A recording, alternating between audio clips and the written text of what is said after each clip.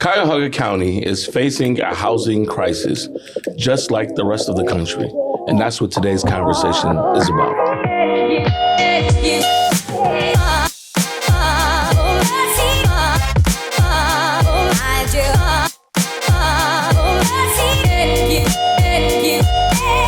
Welcome to the Cleveland Pulse podcast. My name is Edwin Hubbard Jr. I'm your host, and I'm followed here by a very special guest, Anthony Scott, Esquire, the Director of Housing and Community Development for Cuyahoga County. Anthony, welcome to the show.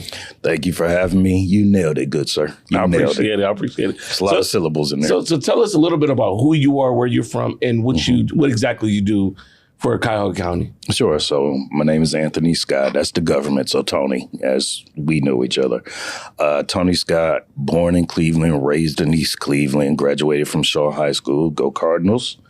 Went to the Marine Corps for 8 years at that point. Originally, I tried going to college. Apparently, I wasn't that good at it because I wasn't focused. So when I was in the Marine Corps for 8 years during Desert Storm, Desert Shield, started working on my education. When I returned to Cleveland, finished my undergraduate degree, which is a BA in English, my master's in public administration, and then I finished my Juris Doctorate at Cleveland State College of Law. And practiced for quite some time in the private sector. Started at a firm, started at a firm, private sector, then worked for a very brief juncture in social services capacity, advocacy. And then I hung up my own, what do we even call it? Not shield, but had my own private practice for a few years before then matriculating to the city of Cleveland. And I had a couple of roles at the city of Cleveland, 5 to be precise, where I was fortunate to keep getting promoted. So I served as as an assistant director of law and code compliance. And that's where I first got exposed to housing.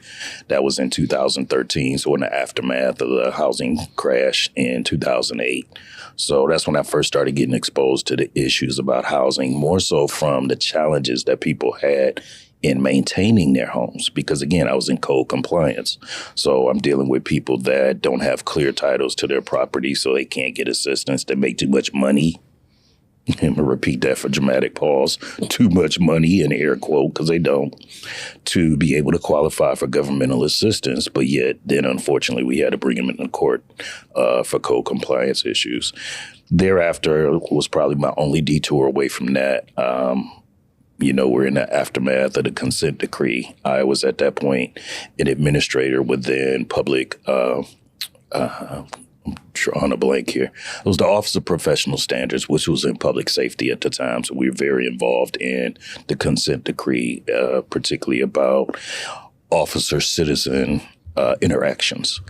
From there, it went back into the service world. I was assistant director of building and housing, commissioner of park maintenance and properties, and then I finished my tour of duty, if you would, as the assistant director of community development.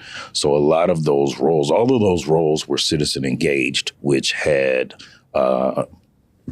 aligned with my purpose as far as serving the community. But the getting to understand the dynamics of the federal government and housing and urban affairs dollars and how that comes through CDBG, Community Development Block Grant, the home dollars, emergency rental assistance, the ARPA dollars, which have gone away. All of that I cut my teeth over in the 4 of those 5 roles at the city of Cleveland. And that having been said, the opportunity came up to apply to be the second. The first is the esteemed Sarah Parks Jackson, was the first director of housing and community development within Cuyahoga County. After the executive, Chris Ronayne, came in and separated it. He wanted to have more direct influence, specifically influence in engagement and interaction and initiatives around housing. And so we're about almost 3 years old now. I stepped into the role. August 6th was my first day, so it's just been a little over 6 months. And just trying to do whatever we can to try to improve upon the life of our citizens here in Cuyahoga County and try to improve access to opportunities to be able to have safe, affordable, dignified housing. So, I mean, we understand that there is a national housing epidemic. Why? I don't know that it's a simple answer. I'm going to give a one-word answer, and we can expound on it. It's a lack of resources. Housing is not cheap. Whether you're talking about renting, whether you're talking about purchasing a home, building a home, living in a development. And I don't mean like an affluent housing development, but even living in multi-unit housing. So rental still. There's not enough resources for the need. I mean, yeah, I'll leave it there. We can springboard from that. There's not enough resources to address the need.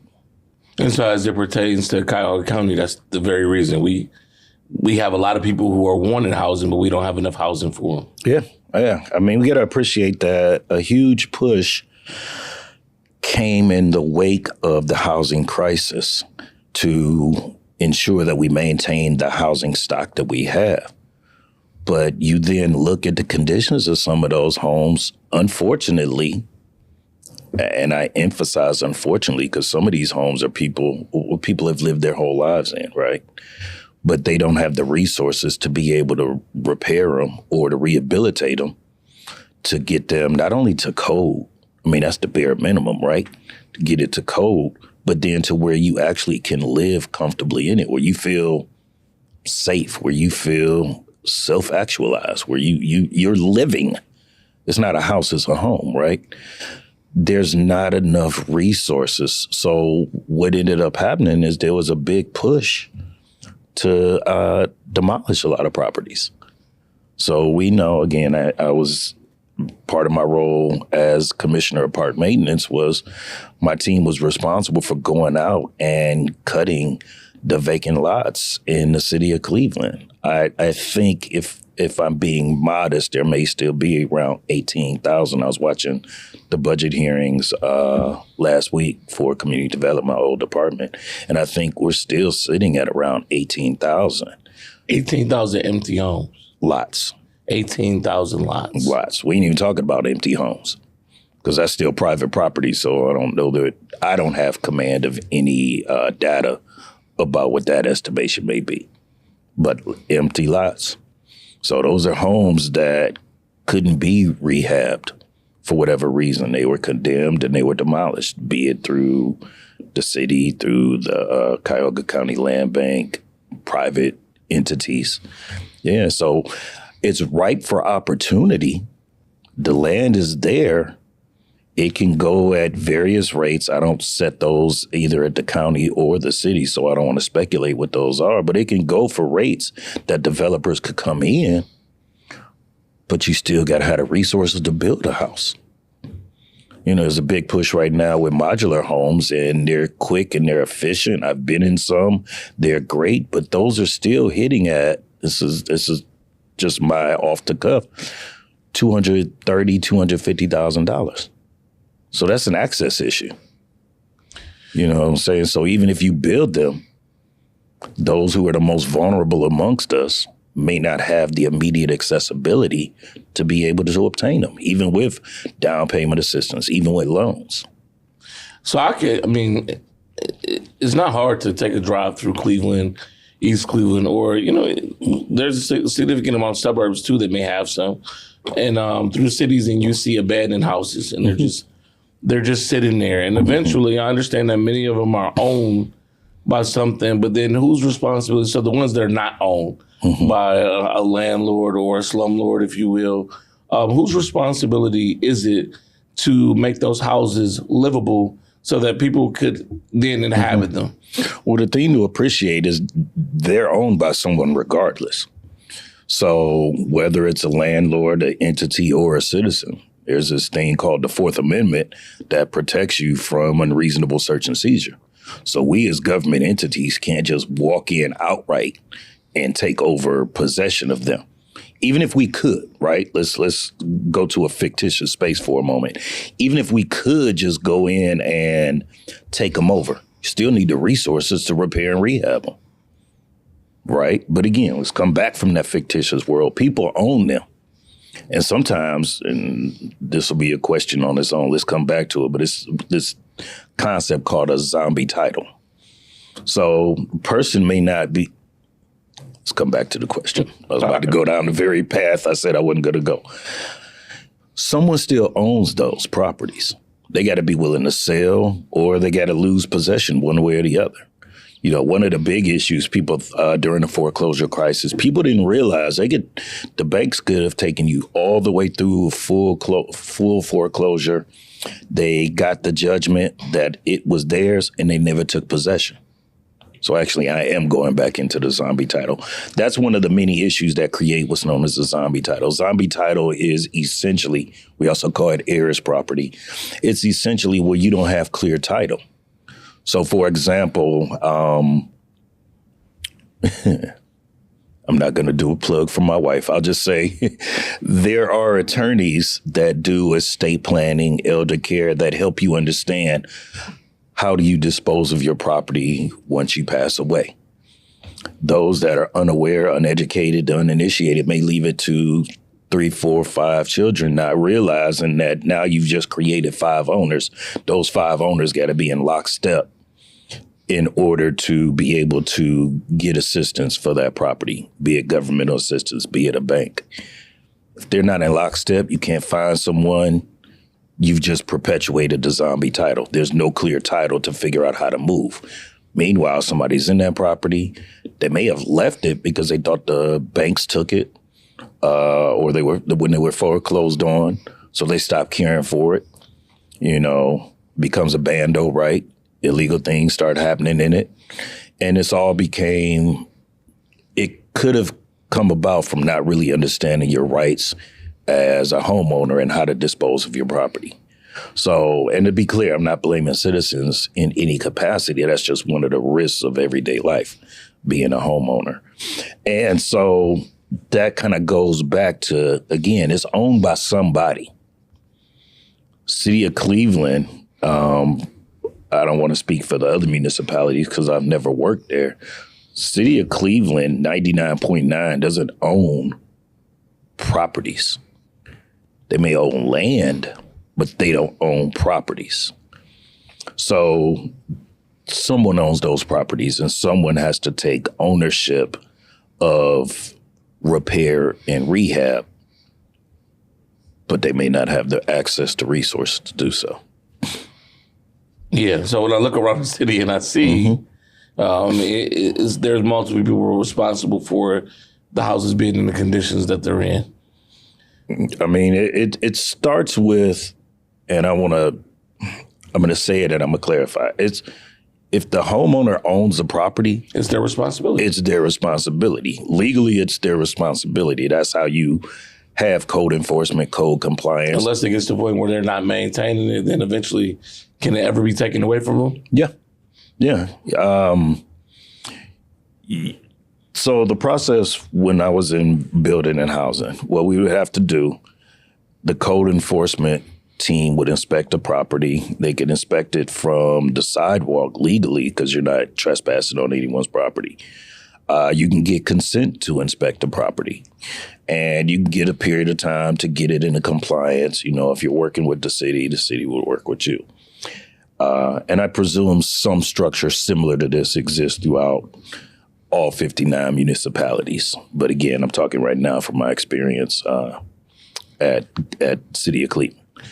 So you inspect the property. It may just be surface stuff. It may be gutters, windows, easier to deal with. You may get a violation notice. You may have to go to court. Or if you're able to move on it, you may be able to avoid that process. You get into court, you know, that's a first-degree misdemeanor, housing code violations. Wow. So if you look at it just across the statutes, that's the equivalent of a DUI. So it has comparable levels in some regard. So each day you're out of compliance, for example, could be its own separate violation, which has financial fines attached to it if adjudicated against you.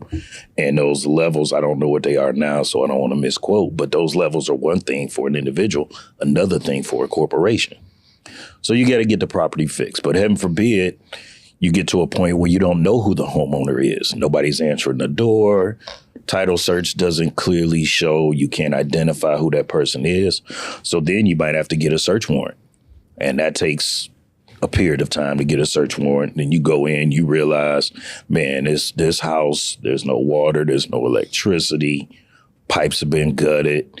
You see mattresses and things. You may see drug paraphernalia that suggest that this isn't safe. So you get it boarded up, but then you still got to go through the process of trying to get it demolished. So you get it demolished, and from there, there's that land. It goes through a foreclosure process to Cuyahoga County, and then it's going to, and it's probably any municipalities that may go to Cuyahoga County Land Bank, depending upon what that relationship is, or any municipality that has a land bank, they may hold title to that. And then that's up to them to be able to negotiate with developers, business interests, in order to be able to make use of it. But you see, still the bottom line is after you do all that, worst case scenario, well, worst case, best case could be arguable. But bottom line is you have an abandoned property that ultimately becomes a vacant lot that still needs someone to come in and develop it. So knowing what we know about the housing market right now, will right now be a bad time for someone to try to purchase a home?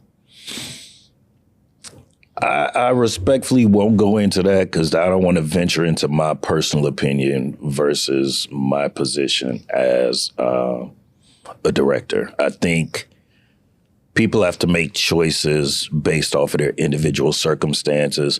It may be a higher interest rate, but that person maybe at that point, this is what I want. I'm tired of paying rent. I don't like this situation. I don't want to go deal with another landlord.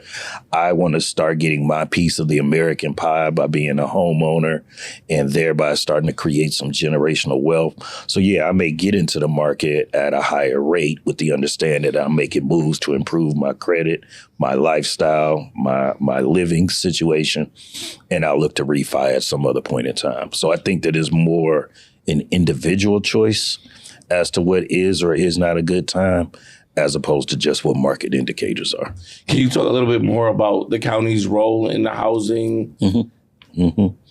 This is every time I interview, I always wonder what I'm gonna say that might get me fired. So hopefully this is not it. Hi, Chris, county executive. Hi, Debbie. What we do primarily in our role is we are a direct recipient of dollars from HUD, federal dollars, housing and urban development. We primarily get them in two capacities, through what's known as the home dollars and CDBG, Community Development Block Grant. The home dollars are primarily targeted towards development, down payment assistance. That's primarily where they are. CDBG is an extremely difficult funding source to manage, and you know that from your capacity in nonprofit.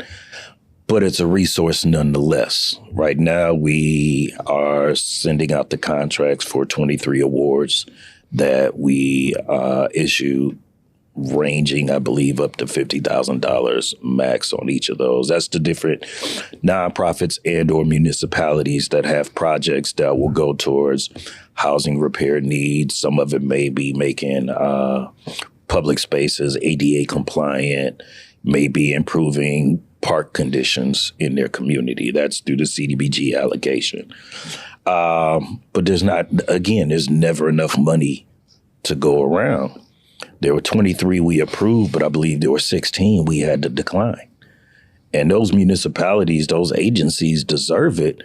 But because we realize that there's a shortage, unfortunately, you're going to always have to draw the line somewhere. Our home dollars, our allocation is you remember we used to think $1 million was a lot? Yeah. $1 million goes nowhere now. To give context, when we give allocations to developers, and I'm talking developers that are building 60, 75 unit complexes, and those dollars are going to go to projects that are primarily working towards people that are in lower median. And let me offer some context before I go any further. There's what's known as AMI, average median income. That's where you look at the income in that community, that geographic area, look at what the income is, and then you start looking at what the median is, what the average is. And then from there, you start looking at incremental percentages within that. So a common number you'll hear in this world, this housing and community development world, is 80% AMI.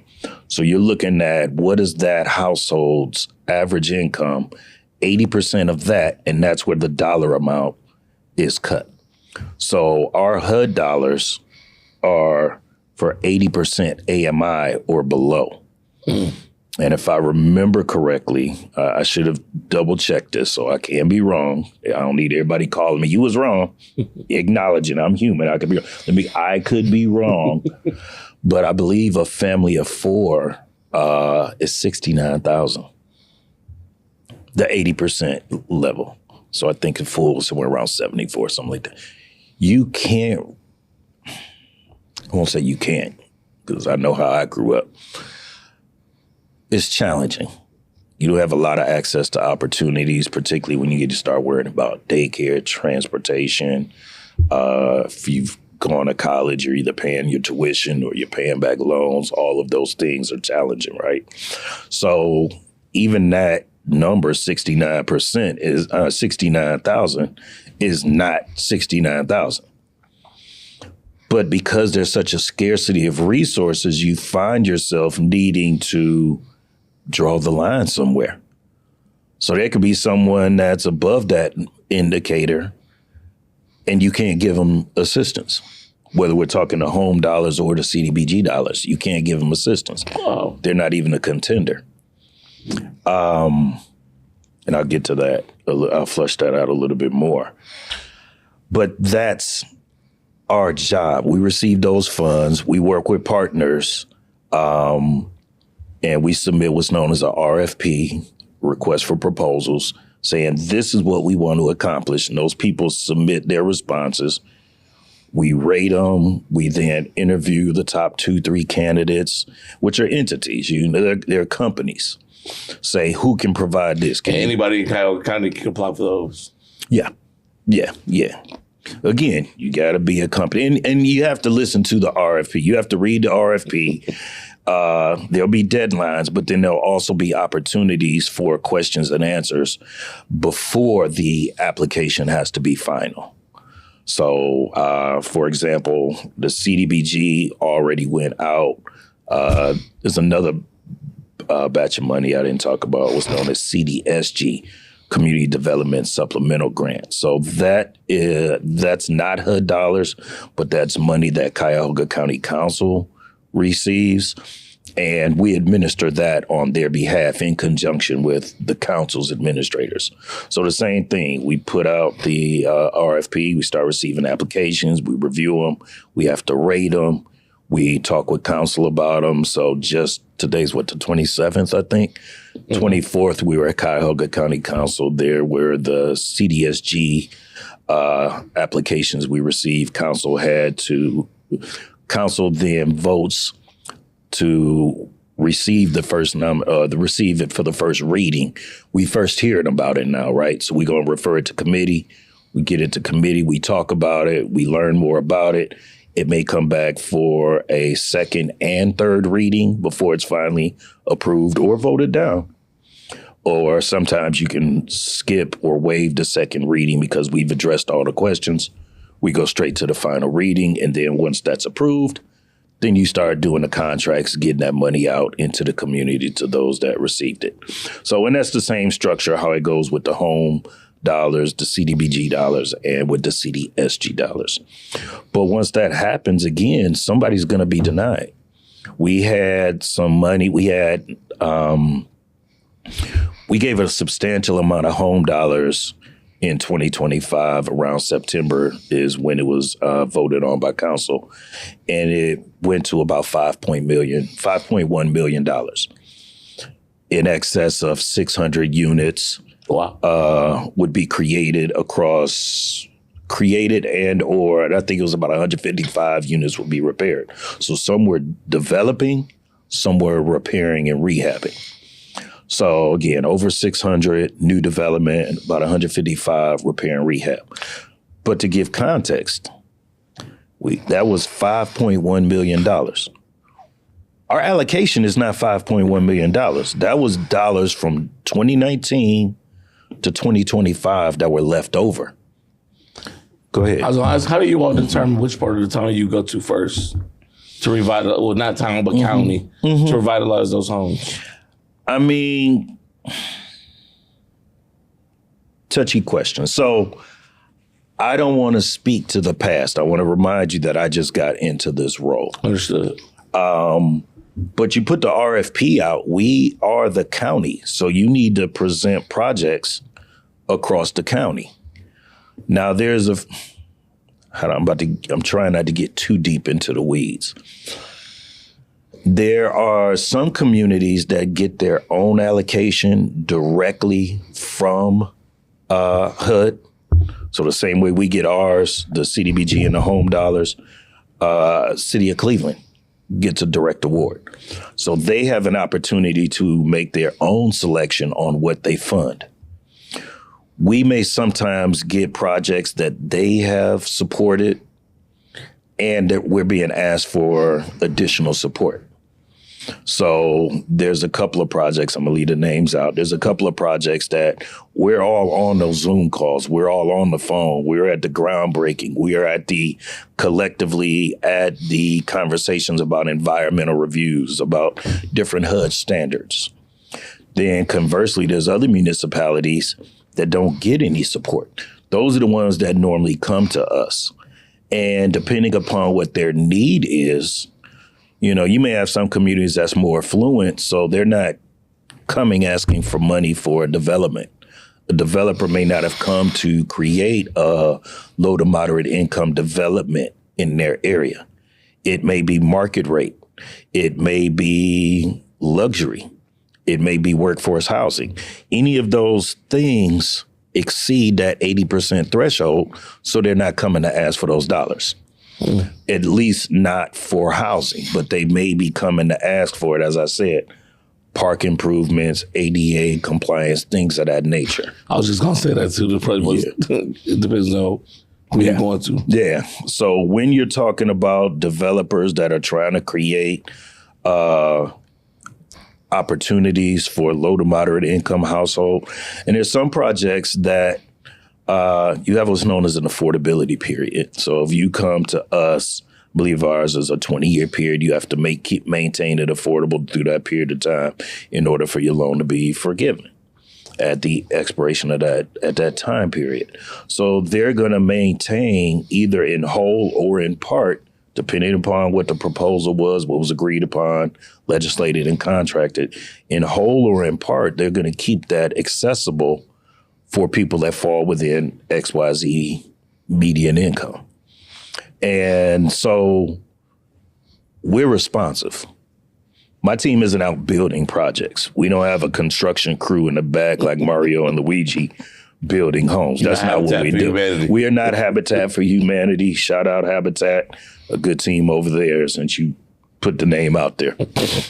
But no, we're not out there doing it. So it's up to them to come to us and say, we got a $23 million project. We're short this last $1,500,000. Can you help us? I was going to say, where would the money come from? Say that again. I was going to say, where would the money come from? I mean, they'll have to figure it out. They may apply for what's known as LIHTC, low income housing tax credit, which is through OFA, or Ohio Housing Finance Authority. There's a lot of applications that went in this week for people, and you get either 4% or 9% tax credit off of that based off of what you're applying for, what program you're applying for. And that's something that's Ohio-wide, though. So I think last year, Cuyahoga County none of those applications were approved. I'm not going to talk about another county that ended up having a disproportionate amount of approvals, but yeah, that's why I'm starting to be messy. But I ain't mentioning their name, but they know where they are. They know who they are. So people are submitting, and that's how projects can get delayed, right? I know of a couple of projects that didn't get it, so they basically had to sit and wait. Sometimes you can't move within that time period, and you end up giving that money back. So that's how we ended up with that $5.1 million, because there were a couple of projects they had to turn it back in because they couldn't make that the deadline set within their time period. Am I able to ask what project are you excited about working on right now? I am. I appreciate. So it's not a particular development I'm excited about. What I've been given the authority to do is to mimic what we did at the city of Cleveland and create a housing fund. Lord, if you're listening to this, housing fund is the working title, not the official title. Yes, I know. I've been one of our business service managers like, we can't call it the housing fund. I was like, well, I don't care what we call it. Just give me the money. So this was a plan. And again, I can't take credit for it. It was something that was originally conceived by my predecessor, Sarah Parks Jackson, with the goal of being, let's create a funding source. Let's work with our partners, philanthropy, finance, private donors. You and I with a QR code, like when we were at BPACF and they, what did Lorna raise, like $16,000 or something right then and there off a QR code. Probably closer to $20,000. Yeah. I want, this is a partnership. It's a public crisis, not just a government, private, philanthropic crisis. Is all of us need to pitch in, is my opinion. Whether it's as a director or just as T. Scott, whatever. We all can do something to make it better. So in that space, what we're trying to do is scale a fund which is not regulated by the federal government. So that'll absolve us of some of the difficulty in administering it. But more importantly, it'll allow us to improve the reach of these dollars. So I had a stakeholder meeting back in January talking to the banks, the foundations, other municipalities, kind of a roadshow, if you would, with the intent on establishing a structure and generating revenue where we can now put money into what I'm labeling workforce housing. Just like the word affordable housing is a bit ambiguous, so is workforce housing. But people who are in essentially the 80 to 120 AMI. After that, you really would be looking at middle market and then luxury. So this is us, Joe and Jane average. Yeah, we got a few dollars in the bank, but by the time you pay tuition pay your cost of your tuition, you eat, daycare, heaven forbid, a medical condition, you broke all over again. So the role of these dollars will be to put them in the community for those that are at 80 to 120 AMI, and with 4 priorities. Development, and that's single home development, small cluster, or a large dwelling unit. So development, down payment assistance, repair and rehab, and then emergency rental assistance grants. That's something that's really run out with the ARPA dollars running out. So those are the 4 tranches. I'm working with a partner. We haven't solidified it yet, so I don't want to say their name, but we're working with a partner trying to... This is where somebody can go. They can come to you with these issues. Explain. If they have questions, they can come to you and get this information.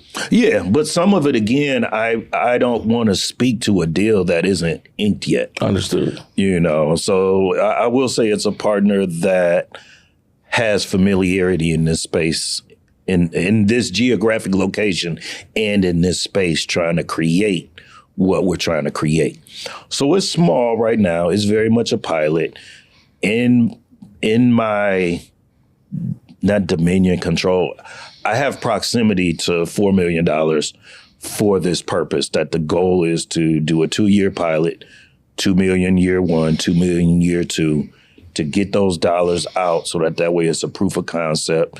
And then that way we have, and I'm looking for partners to support it. Which camera? Looking for partners to support it. So I'm having conversations with philanthropy, with financial institutions, seeing if they'll invest in this concept so that in these years 1 and 2, we can put more dollars out so that way we have better proof of concept. Year 3, going to aggressive strategic plan. And I'm talking with other municipalities. I'm talking with other entities that have done things like this to try to figure out what is not only the best practices, but the second and the third, so that we can kick the tires to see what may be this new model. Mm-hmm. Because we're going to address this epidemic, which is how we started this. To address this epidemic, it will take all of us. We are not in a world where the government is the true panacea to fix it all. It's not that balm in Gilead that can cure it all. It's not. They always have to be the ones to save our own selves anyway. So as we I want to transition to a couple fun questions. That's fun. I didn't know that was a thing. Fun questions for you. So it dawns on me. You're in a crazy busy role, incredibly busy. Yeah. Not necessarily crazy, but a busy role. Yeah. How are you finding balance in your life?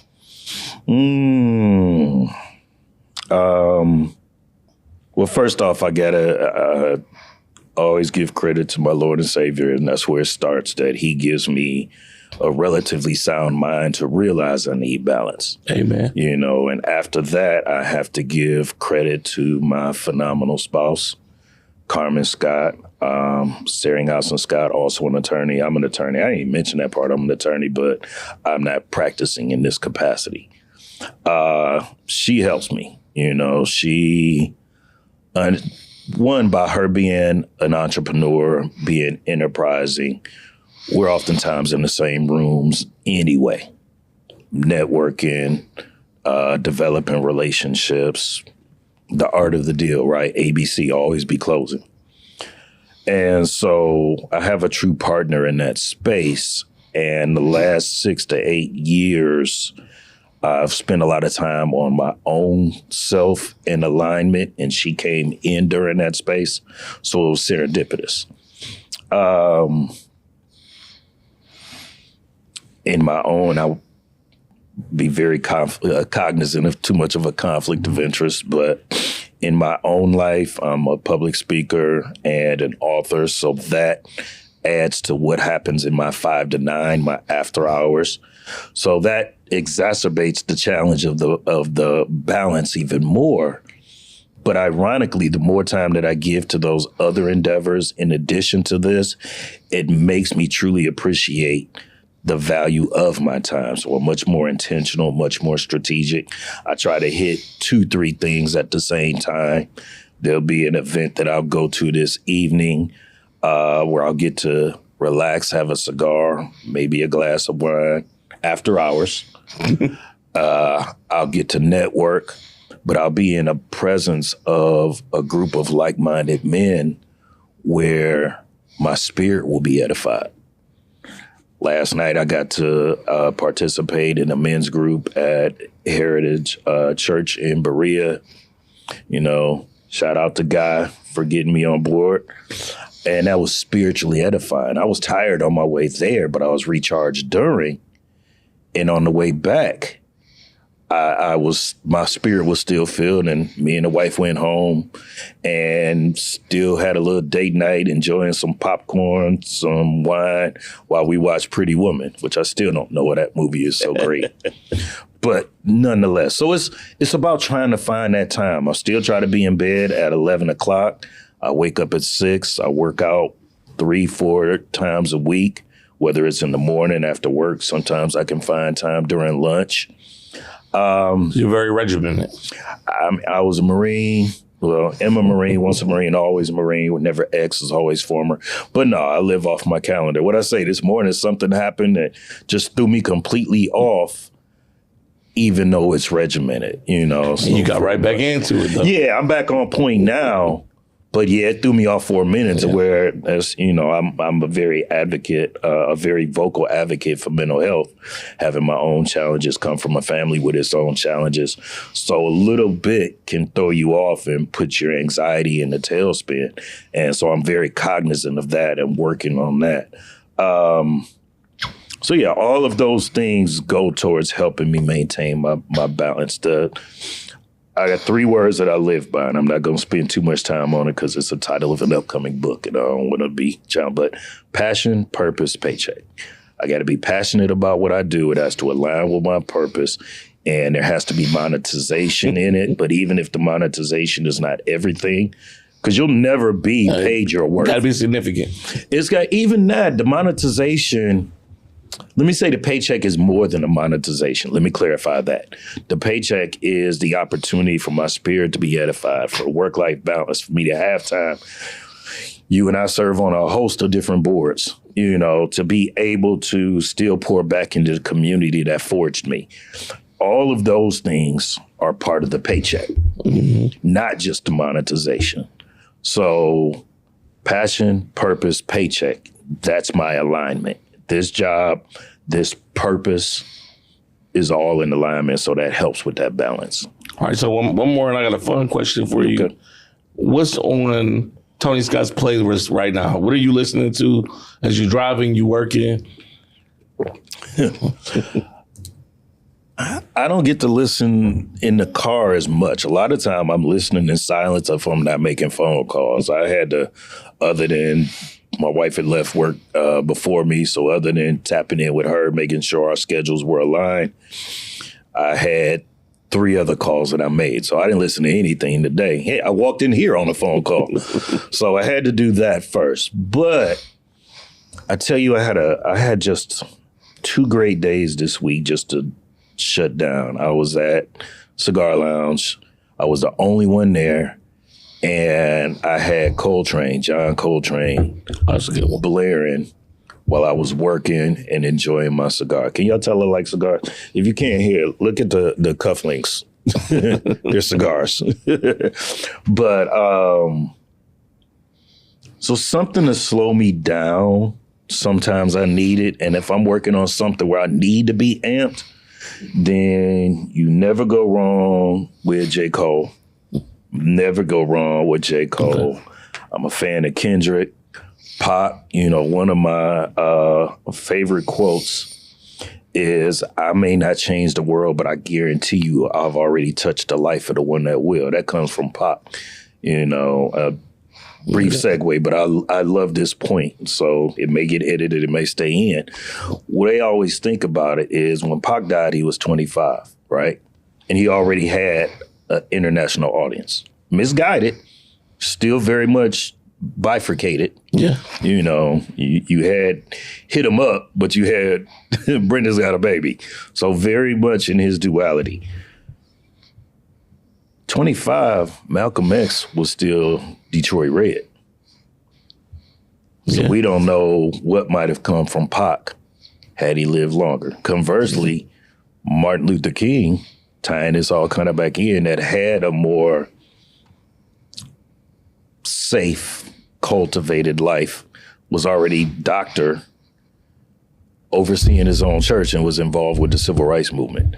So I say that all to say that even listening still to people like Pac or X that never really grew into their brilliance, it inspires me because now at this age, I'm 53, I've lived in duality most of my life. And so it inspires me to keep going. So the last question, do you have any advice for any of our listeners out there tuning in today? 2 Timothy, study and show thyself approved. I've had a lot of occasion to speak. I don't remember the exact. I probably should go look at the exact one because I keep saying just 2 Timothy. But study and show thyself approved. All these programs, these mechanisms that exist, grant dollars, things like this, things that support you to be an entrepreneur, to be able to take advantage of even more. It starts with you identifying what you're passionate about, what your purpose is, and start delving into that and educating yourself on how you can become a player in whatever ecosystem you want to be. You know, sheep or wolves, right? You want to be a sheep or you want to be a wolf. And even that wolf is still going to protect their community, their cubs. So you can be a wolf, but you don't have to be a savage. You can just be that one that's a master of your own fate, captain of your own soul, and control your narrative so that way you put yourself in a better position, not just to not rely upon or be beholden to the assistance that might exist out there for the government, because again, it's not enough resources, but create the opportunity for yourself as best as possible so that you can control your own narrative. And in doing so, you then can flip it back to someone else. My wife and I are very involved in mentoring and in philanthropy. You know, we'd rather give it to the community than tax dollars. Oh, I don't blame you. Ooh, because 2024, we got ate alive. So last thing, for those out there who are interested in getting in contact with you or learning more about you and other things that you do, I didn't get to touch on that you do some other cool things, that you're an author and outside of, you know, your role, you do so much in the community. But for those who are interested in getting in contact with you, where can they go? I would say, so because I'm here in my official capacity, start with going to Cuyahoga County's Housing and Community Development website. Contact information is there. I pride myself on being somebody that's responsive.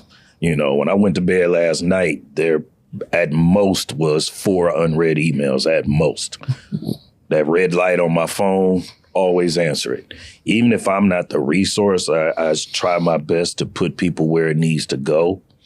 But let me push back on that. You come to me with some